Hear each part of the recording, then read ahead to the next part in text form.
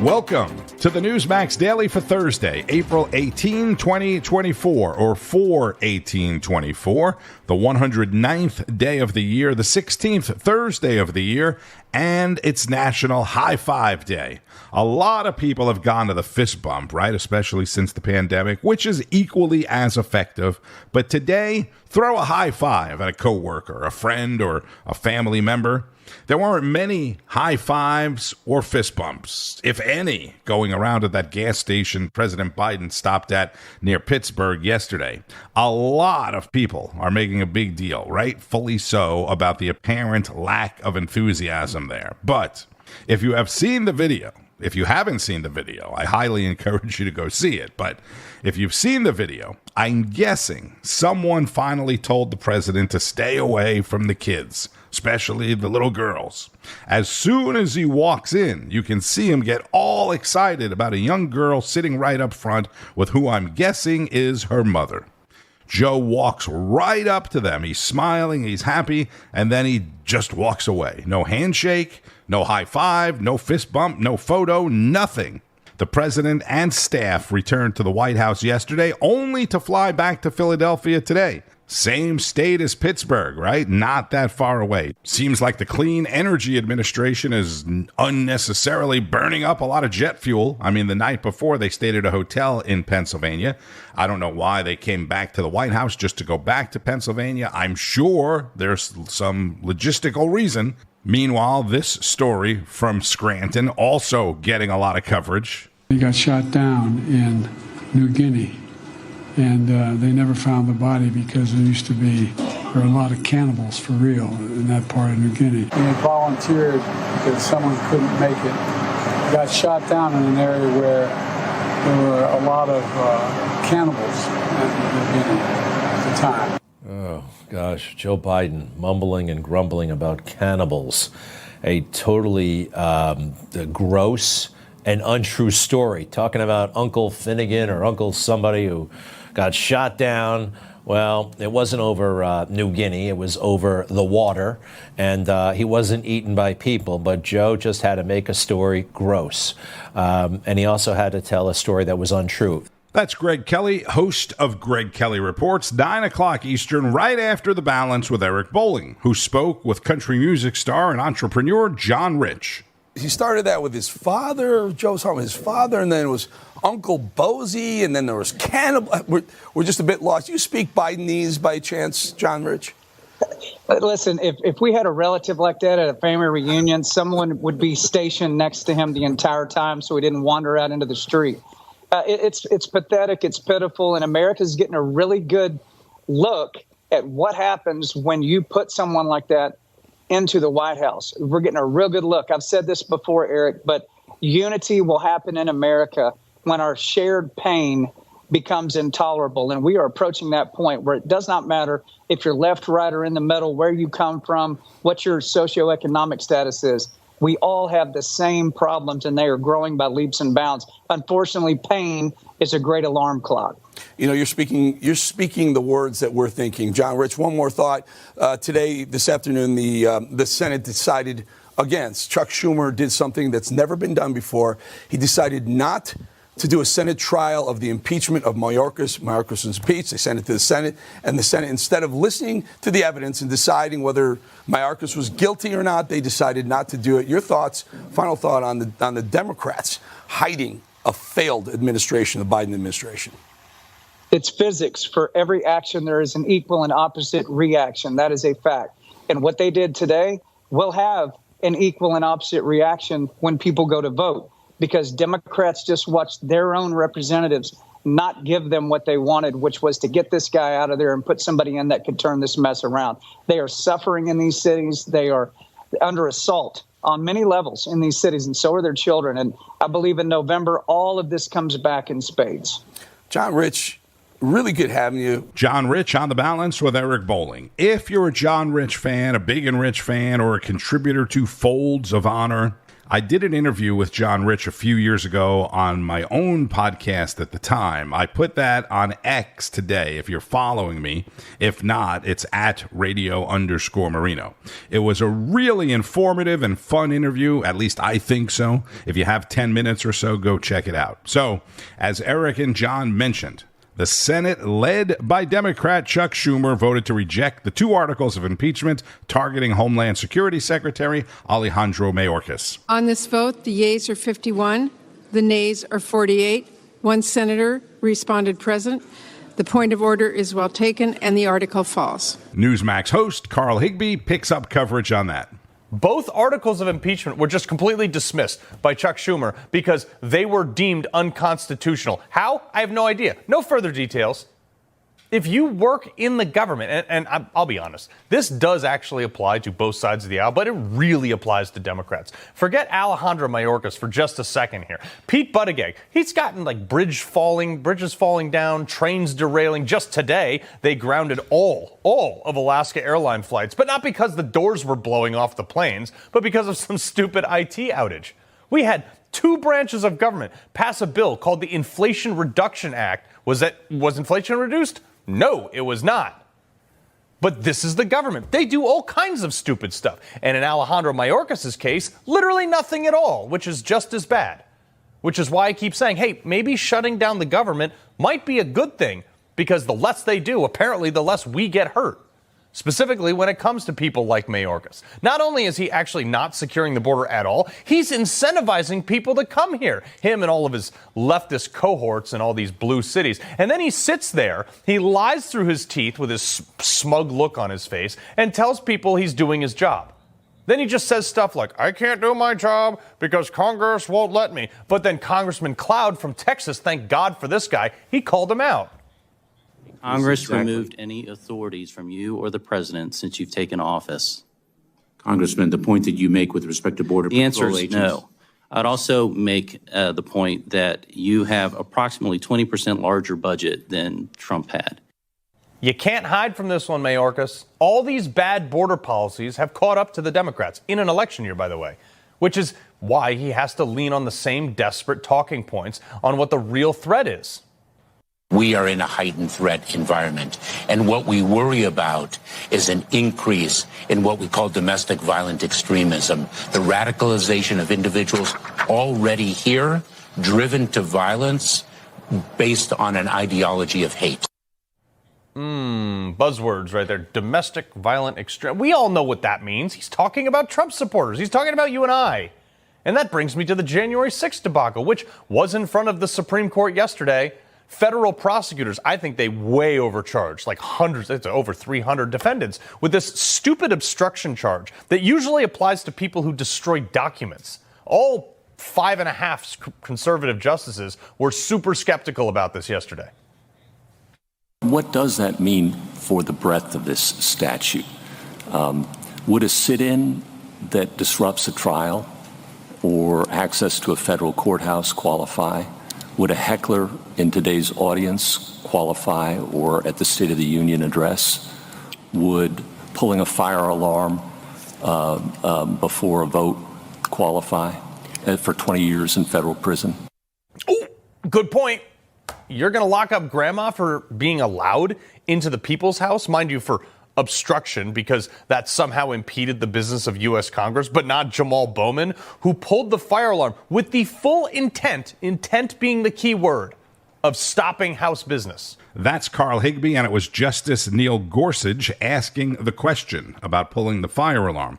Congressman Bowman, you may recall, was later censured by the Republican-led House in a vote mainly along party lines, but he was never charged with anything, no less convicted.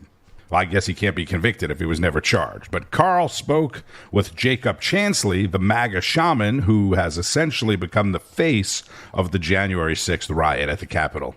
But Jacob, I mean, this wouldn't be the first time that the January 6th people have over-prosecuted. I mean, we were told that you had essentially barged in and broken into the Capitol, and you were standing on the House floor screaming and yelling. And then they released the videotapes, and it turns out you were there being led by the cops and even praying with them. Yes. Well, what we're talking about here is statutory interpretation. and the Solicitor General, I believe is the term, they are basically using this term otherwise and their interpretation of the statute to create a tyrannical dragnet that they can then use to go after their political opponents and save their political allies from prosecution, like Bowman or the BLM Antifa rioters, or even the people doing the sit-in at Kavanaugh's swearing in. And this is the weaponization of the executive branch of government and the use of the law to go after people that they believe are a threat to their political aspirations. Yeah, but Bruce, when we see these types of overreaches, it inevitably is like some sort of domino effect. So if this gets struck down as an over-prosecution, how much of the rest of the January 6th defendants, regardless of the charge, how many of those are going to be heavily scrutinized now as well? Well, if this is struck down, then the people who are convicted of that particular offense, those sentences are going to go away. But what I'm afraid is going to happen is that anybody who hasn't been prosecuted fully yet, including clients of my own, will get, the Justice Department will try to make up for losing this charge by going to other charges and trying to hit them harder. And this has been a program that it was put in place. It started with the impeachment. I said it on the floor of the Senate that the reason why we're all here is the Democrats don't want to face Donald Trump in the election. And it has been one thing after the next, all designed to put fear into those that support Donald Trump and to make Donald Trump the leader of the Republican Party, to make him unable to answer and lead the party because of all of these attacks. But this is one continuous attack on Donald Trump and making it so unpleasant and for his allies and for anybody who wants to be an ally of his, that the Justice Department is putting the fear of God into people. So what I'm afraid is going to happen is the Supreme Court will strike down this and other charges will get magnified. They'll just make more stuff up. That's Carl Higbie, host of Frontline on NEWSMAX, with attorney Bruce Castor, the former Attorney General of Pennsylvania, and Jacob Chansley. The Chris Salcedo Show featured a story that's going viral today about a North Carolina high school student disciplined for using the term illegal alien. You can't even make it up anymore. In Democrat-dominated GovEd, a young boy has been suspended from Central Davidson High School in Lexington, North Carolina. His crime? According to the Carolina Journal, Christian McGee was suspended for 3 days after a teacher had given an assignment that used the word alien. Christian asked if the teacher meant like space aliens or illegal aliens without green cards. Because he used the words illegal alien, he was suspended. The term alien and illegal alien are used throughout U.S. laws. The term can be found in 8 U.S. Code 1325. It can also be found in federal law and in congressional acts. Section 1252C of the Aliens and Nationality Laws, titled Authorizing State and Local Law Enforcement Officials to Arrest and Detain Certain Illegal Aliens. Similar language can be found in Section 1365, titled Reimbursement of States for Costs of Incarcerating Illegal Aliens and Certain Cuban Nationals. In other words, the young man was punished by a GovEd school, by a GovEd official or several officials for using a legal and proper term used by our own government because it offended left-wingers' support for lawlessness. This obscene level of indoctrination, commanding our children to deny reality and blessing illegal behavior, should not have resulted in this child being suspended, but it should result in every adult responsible for that suspension being fired and prohibited from ever having access to children in a teaching environment ever again. But sadly, the GOP has surrendered us and our children to this GovEd system that has, like everything else the left touches, descended into abusive pushers of anti-rule of law agendas, and through punishing, making our children victims to the left's barbarous assault on the human spirit, a spirit that knows right from wrong. Chris Salcedo is host of The Chris Salcedo Show. Since the term illegal alien is printed and used in the U.S. government and government documents, as Chris pointed out, sounds to me like Christian has a lawsuit. And jury selection is continuing today in New York for Donald Trump's hush money trial. Yesterday, 7 jurors were finally selected, but they need 11 more, 5 to fill the 12-person jury and 6 alternates. One of the chosen jurors is a school teacher who said she admires how Trump speaks his mind. And one is identified as a grandfather who said Trump is fascinating and mysterious. Former Trump advisor and NEWSMAX host Sebastian Gorka is also fascinating and mysterious. Here's what he had to say about the Trump trial and Donald Trump's bodega visit. The idea of this case going forward, barring the president from appearing at the Supreme Court or his son's high school graduation. I mean, they're re-electing him every single day that these lawfare attacks against him proceed. I mean, it's ingenious retail politics. I don't know who had the idea, whether it was the president himself.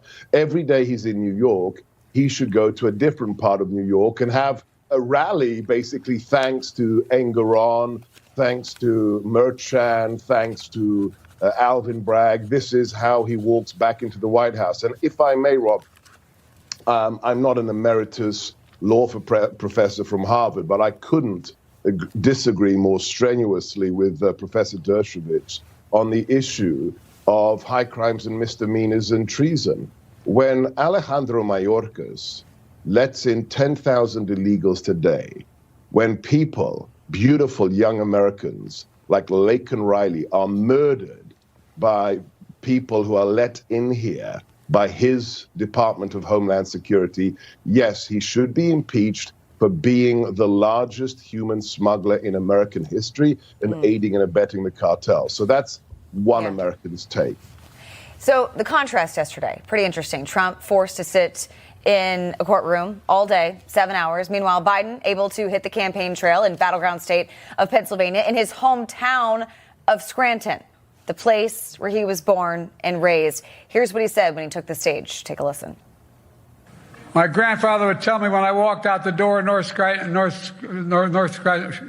Washington Avenue in Scranton. Yeah, Sebastian, he can't even get out Scranton. And that was one of many gaffes that we saw yesterday. No. Sorry. A gaffe is when you just, accidentally misspeak. A gaffe's when you say, let's say you're talking about the continent of Africa and you call Africa a country. That's a gaffe. That's Rob. Okay? Right. My mistake was I didn't correct myself, but Africa is most certainly a continent. Sorry, Dr. Gorka, to you. No, this guy is mentally compromised. Look, again, I'm not a medical doctor. I'm a PhD. But just go back 5 years, just 5 years, not 20. I mean, he's been in politics for what, 49 years. Go back 10 years and watch videos of Senator Biden and comparing today. He is cognitively impaired. And the idea that this man, 24 hours a day, is within 20 feet of the nuclear football should petrify everyone. I mean, if we could ignore war in Ukraine, war in the Middle East, a rising China, that would be bad enough, but we can't. And the fact that this is the guy who's supposed to keep us safe, he can't walk upstairs. Which person who seems to be healthy falls 4 times on one staircase? The fact that he has to use the kiddie stairs for Air Force One now, and they won't allow him to go up the presidential stairs, tells you this man cannot be the president. Dr. Sebastian Gorka on Wake Up America with Rob Finnerty and Charlotte McBride, which begins at 6:30 a.m. Eastern, by the way. Don't forget about the Gorka Reality Check on Sundays as well. All right, so the president is back in Pennsylvania today and will be back at the White House tonight. Trump is at the trial in New York, and on Capitol Hill, negotiations on funding bills for Ukraine and Israel is continuing. And maybe today, President Biden will stop for an ice cream cone. Keep up with all of the news all day and night on NEWSMAX. It is available on most major cable systems. Also, make sure you're streaming on NEWSMAX Plus. Simply go to newsmaxplus.com to get signed up, and you can get a free trial as well. I'm Tony Marino. Thank you for listening to the NEWSMAX Daily. Share it with your friends and family. By the way, today is also National Exercise Day, so try and get out or squeeze in some exercise somewhere, somehow. That includes me as well. Whatever whatever you do, enjoy the rest of your Thursday and keep on fighting the good fight. News breaks every minute, every day. You need the app, the NEWSMAX app. Find it free on your smartphone store. Then watch us anytime, anywhere. Greg Kelly over at NEWSMAX. The NEWSMAX people have been really, really terrific. NEWSMAX has been terrific. President Trump is right. Millions are tired of Fox, and they're switching to NEWSMAX Plus. It's the fastest growing streaming service in America. You don't need woke Disney and Hulu anymore. Just get NEWSMAX Plus. Watch the best shows like Greg Kelly, Rob Schmidt, Greta Van Susteren, and Eric Bolling. And get incredible analysis from Dick Morris, Alan Dershowitz, Carrie Lake, Mike Huckabee, and more. It's free to start. So go to NewsMaxPlus.com now to sign up and watch NEWSMAX anytime, anywhere.